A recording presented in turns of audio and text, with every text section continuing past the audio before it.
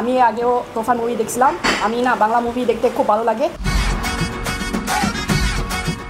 বিজয়ের মাসে মালয়েশিয়া প্রবাসী বাংলাদেশিদের বিনোদন দিতে দেশটির 18 প্রেক্ষাগৃহে মুক্তি পেতে যাচ্ছে শাকিব খান অভিনীত কমেডি সাইকো থ্রিলার ঘরানার সিনেমা দরদ। এর আগে এই সুপারস্টারের তুফান সিনেমা মালয়েশিয়ায় অবস্থানরত বাংলাদেশি তরুণ সমাজে ব্যাপক সাড়া ফেলেছিল। প্রিয়তমা ও তুফান সিনেমার সাফল্যের পর এবার দরদ চলচ্চিত্রটি প্রদর্শন করার সিদ্ধান্ত নিয়েছে বাংলাদেশি প্রদর্শনী সংস্থা। 29 নভেম্বর রাজধানী কুয়ালালামপুরের কোতোরায়ার একটি রেস্টুরেন্টে এক সংবাদ সম্মেলনে এই বিষয়টি জানিয়েছেন জেটিজি এন্টারপ্রাইজের কর্ণধার মোহাম্মদ রাসেল।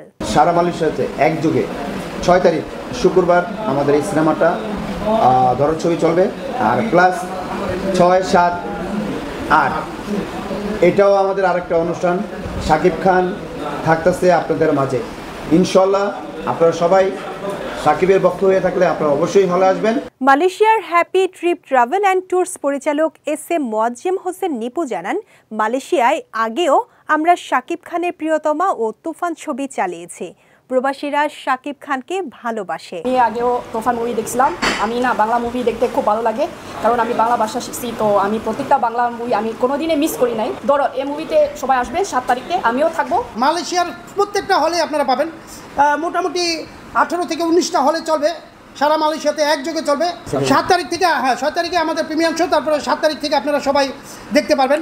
আর 1-2 তারিখ থেকে আপনারা সবাই টিকিট বুক করে ফেলতে পারবেন। আপনারা আগে টিকিট বুক করবেন। তুফানের সারা খুবই ভালো পেয়েছিলাম ইনশাল্লাহ।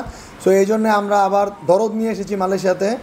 দরদ আমরা মালয়েশিয়াতে একযোগে মালয়েশিয়ান ভাষা ও ইংরেজি সাবটাইটেল। 6 ডিসেম্বর মালয়েশিয়ায় অনুষ্ঠিত হবে এই সিনেমার প্রিমিয়ার শো এবং 7 ডিসেম্বর থেকে সারা মালয়েশিয়ায় দেখা যাবে শাকিব খান অভিনীত ও অনন্য মামুন পরিচালিত দরদ সিনেমাটি। এই সিনেমায় বিভিন্ন চরিত্রে আরও অভিনয় করেছেন পায়েল সরকার, বিশ্বজিৎ চক্রবর্তী, রাজেশ শর্মা সহ অনেকেই।